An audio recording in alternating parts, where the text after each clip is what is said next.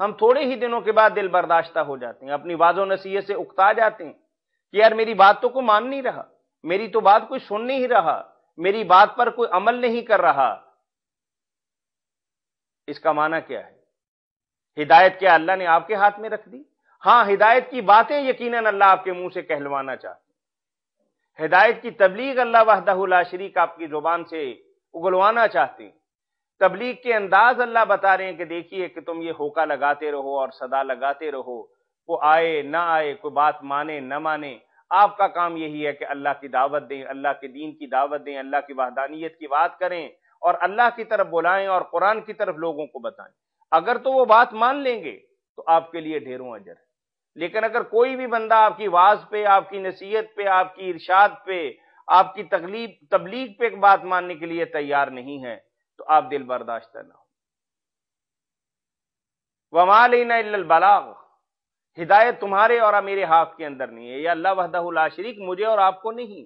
ہم جیسے ادنا انسانوں کو نہیں، بلکہ اللہ وحدہ لا شریک ارفع و اعلیٰ اس کائنات کے محبوب ترین اور معزز ترین افراد سے اللہ وحدہ لا شریک کریں کہ دیکھیے ہم نے دعوت و تبلیغ کی ذمہ داری آپ پر ڈالی، براہ راست ہمارا فرشتہ آپ کے پاس میرا پیغام لے کر آتا ہے، جبریل امین کے ذریعے آپ کو کوئی بات بتائی جاتی ہے کہ آپ خود بھی اس پر عمل کیجئے اور اپنی قوم کو بھی بتائیے۔ آپ ہوکا لگائیے، آواز لگائیے، ندا پکاری اور لوگوں کو اپنی طرف بلائیے اور اللہ کا پیغام انہیں سنائیے۔ اگر تو ان میں سے کوئی بندہ آپ کی بات مان لیتا ہے تو فبہا و نعمت، لیکن آپ اپنی ذمہ داری سے اس وقت تک ڈٹے رہیں گے، جمے رہیں گے اور لگاتار یہ کام کرتے رہیں گے جب تک زندگی کی آخری سانس آپ کی برقرار۔ کنتم خیر امۃ اخرجت للناس تأمرون بالمعروف وتنہون عن المنکر، یہاں اللہ نے نہیں کہا کہ امر پر عمل کروانا ہے اور نہیں سے رکوانا ہے۔ ہاں، اگر اللہ تعالیٰ نے تمہیں سلطنت بخشی ہے، اقتدار بخشا ہے اور تمہارے ہاتھ کے اندر فورس ہے اور تم یہ کام کر سکتے ہو تو پھر تمہیں کام کرنا چاہیے۔ حدیث مبارکہ کے اندر آتا ہے کہ من رأى منکم منکرا فلیغیرہ بیدہ وإن لم یستطع فبلسانہ وإن لم یستطع فبقلبہ وذلک اضعف الایمان، کہ دیکھو بھائی برائیاں بے شمار ہیں، اگر تم کوئی برائی دیکھتے ہو اور اللہ نے تمہیں طاقت دی ہے، محلے کے اندر، علاقے کے اندر، برادری کے اندر، ملک کے اندر اور خطہ کے اندر اللہ نے تمہیں اقتدار بخشا ہے، پکڑو، جوتے لگاؤ، جیل کے اندر ڈال دو، اپنے ہاتھ کے ساتھ روکو، ہتھکڑیاں لگا دو اس کے ہاتھ کے اندر، سولی پہ چڑھا دو اس کو، جو سزا اسلام نے مقرر کی ہے۔ اگر تم دیکھتے ہو کہ کسی نے بدکاری کی ہے اور زنا کیا ہے تو درے لگاؤ۔ اگر شراب پیتے کسی کو دیکھتے ہو اور اللہ نے تمہارے ہاتھ کے اندر طاقت دی ہے تو تم درے نہیں لگاتے تو تم اللہ کے باغی ہو۔ وَمَن لَّمْ يَحْكُم بِمَا أَنزَلَ اللَّهُ فَأُولَٰئِكَ هُمُ الْفَاسِقُونَ وَمَن لَّمْ يَحْكُم بِمَا أَنزَلَ اللَّهُ فَأُولَٰئِكَ هُمُ الْكَافِرُونَ، یہ باتیں اللہ نے قرآن کے اندر بتائی کہ تمہیں طاقت دی، تم اللہ کے خلیفے ہو، اللہ کے احکامات کو اس کائنات کے اندر تم نے لاگو کرنا ہے، پھر تو تم اس کا معنی یہ کہ طاغوت کی تابعداری کرنے والے ہو، اللہ کے احکامات چھوڑ کر تم دیگر قوانین کی پابندی کرنے والے ہو، اللہ کے ساتھ تمہارا کوئی تعلق نہیں۔ اللہ کی خلافت کا حق یہ ہے کہ اللہ نے تمہیں اگر اقتدار بخشا ہے تو اللہ کے احکامات لوگوں پر لاگو کرو۔ اگر تمہیں اقتدار حاصل نہیں ہے تو تم اگر بلا وجہ کسی کو پکڑ کر درے لگاؤ گے، کسی کو سنسار کرو گے، کسی کا ہاتھ کاٹو گے تو معاشرے کے اندر فوضویت آ جائے گی، انتشار پیدا ہو جائے گا، جھگڑے کا ایک سامان ہو جائے گا، ایک آگ سی لگ جائے گی کہ تمہارے ہاتھ کے اندر طاقت نہیں ہے۔ ہاں، تم نے چور کو چوری کرتے وقت دیکھا، تم اس کا ہاتھ نہیں کاٹ سکتے کیونکہ تمہارے ہاتھ کے اندر طاقت نہیں، تمہیں سلطہ اور اقتدار اور ثروت اور سلطنت حاصل نہیں ہے، لہذا تم اپنی بات اپنی زبان سے کہہ سکتے کہ بھائی السارق والسارقۃ فاقطعوا ایدیہما جزاء بما کسبا نکالا من اللہ، بھی دیکھو چور اور چورنی کا ہاتھ کاٹ دیا جائے گا۔ اگر آج اسلامی حکومت ہوتی تو تمہارے جرم کی سزا اور تم ٹنڈے پھر رہی ہوتے، تمہارا ہاتھ کاٹ دیا جاتا۔ ابھی بھی وقت ہے کہ تم توبہ طائب کر لو، یہ اپنی زبان سے تم یہ بات کہو گے، لیکن اگر دیکھتے ہو کہ بھائی جس سے بات کرو گے وہ تو ڈاڈا آدمی ہے، زبردست آدمی ہے اور تم سے زیادہ حیثیت والا ہے،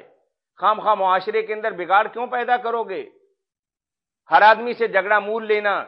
اسلام اس بات کو بھی پسند نہیں کرتا۔ ٹھیک ہے، اب دل سے برا جاننا، اب دل سے برا جاننے کا معنی کیا ہے؟ اس کے ساتھ میل ملاپ کم رکھو، اس سے پیار و محبت کی پینگیں کم بڑھاؤ، اس کے ساتھ رشتے ناطے تعلق بیٹے لینا اور بیٹیاں دینا یا اس کے الٹ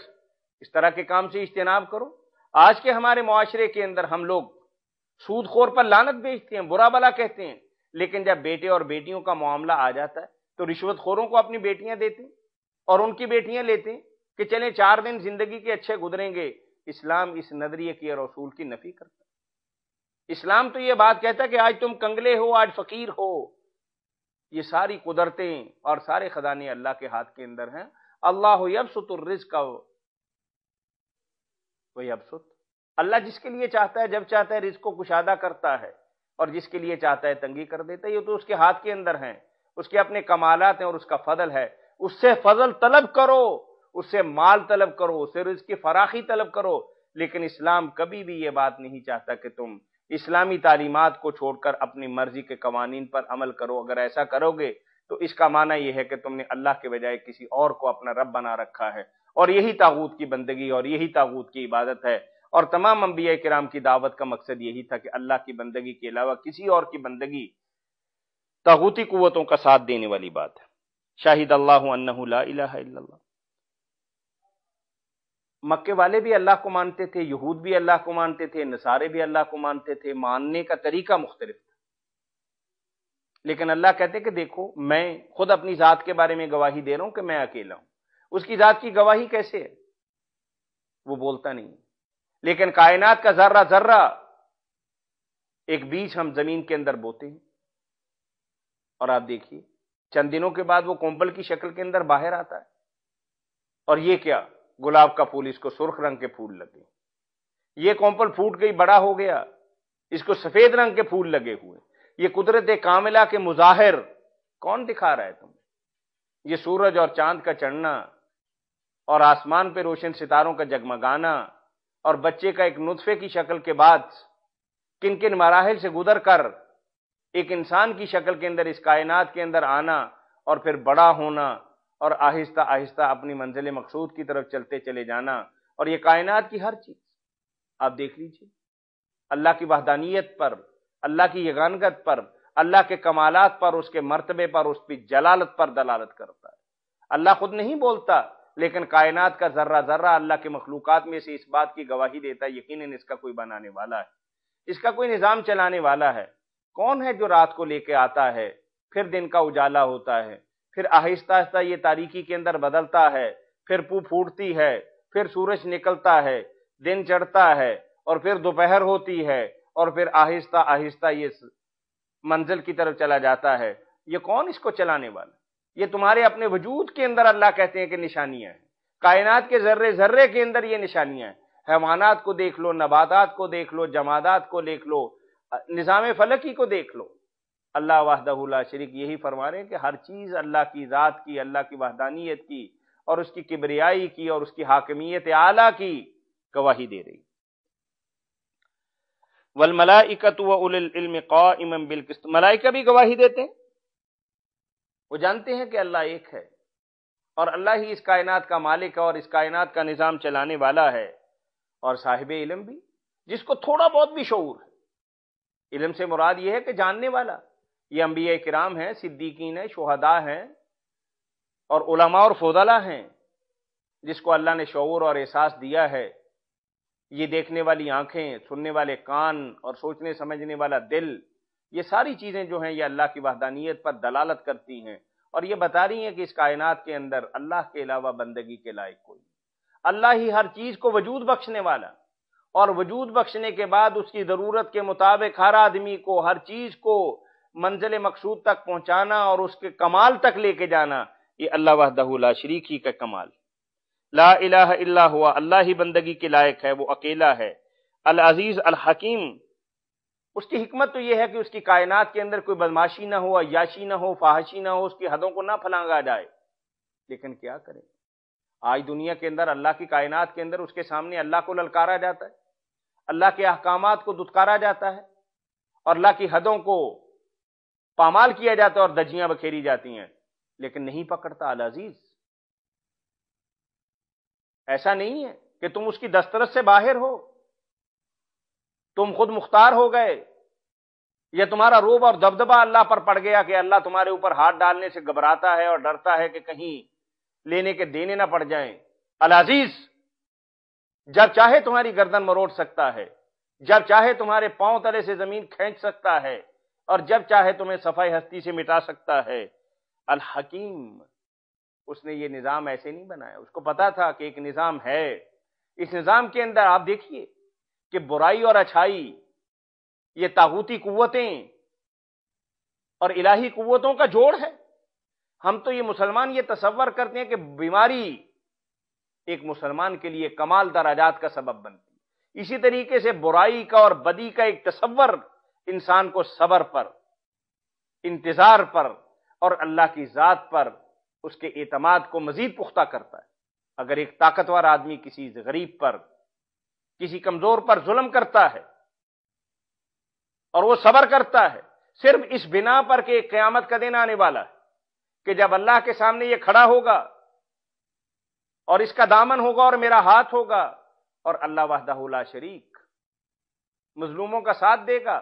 اس کی سامنے، اس کی عدالت کے سامنے مقدمات پیش کیے جائیں گے، اور جو کسی کا بنتا ہوگا اللہ تعالیٰ اس کے معاملے کو برابر کرے۔ یہ ایک عمل، ایک تصور جو ہے وہ انسان کو صبر پر بھی قائل کرتا ہے اور قانع کرتا ہے، اور یہ سمجھتا ہے اللہ وحدہ لا شریک فرمانے ہیں کہ میں جب چاہوں، جس وقت چاہوں، جو چاہے کر سکتا ہوں۔ الحکیم، میں جلد باز نہیں ہوں، میں ایسا نہیں کروں گا۔ ان الدین عند اللہ الاسلام، ابتدا سے لے کر آج تک دین ایک ہی ہے۔ وما اختلف الذین اوتوا الکتاب الا من بعد ما جاءهم العلم بغیا بینہم، علم والے، یہ کتاب والے جو ہیں نا، یہ پھٹے بازیاں کرتے ہیں اور غلط مطلب باتیں کرتے ہیں کہ جب ان کے پاس علم آ گیا، بغاوت کرتے ہوئے کہ آج اگر اللہ کے نبی صلی اللہ علیہ وسلم کی بات مانیں گے تو ان کی گدی نشینی جائے گی، وہ حرام مال جو کھاتے ہیں ان کے قسیسین اور ان کے رہبان اور ان کے علماء اور ان کے پیشوا اور ان کے پروہت، اس پر ایک زد پڑے گی۔ وَمَن يَكْفُرْ بِآيَاتِ اللَّهِ فَإِنَّ اللَّهَ سَرِيعُ الْحِسَابِ، جو اللہ کی نشانیوں کا انکار کرنے والا ہے، یہ 150 سال کی زندگی کون سی زندگی؟ اللہ کہتے ہیں کہ ہم بہت جلد پکڑنے والے ہیں، اور تمہارا ایک دن اللہ کی بارگاہ کے اندر ایک لمحے کی حیثیت رکھتا ہے۔ فَإِنْ حَاجُّوكَ، آپ سے جھگڑا کرتے ہیں، فَقُلْ أَسْلَمْتُ وَجْهِيَ لِلَّهِ، فرما دیجیے کہ جھگڑا مت کیجیے، ہم تو اللہ کی تابعداری کرنے والے اور اس کے سامنے جھکنے والے اور اس کی بندگی کرنے والے ہیں۔ وَمَنِ اتَّبَعَنِ، میں بھی اسی کی بندگی کرتا ہوں،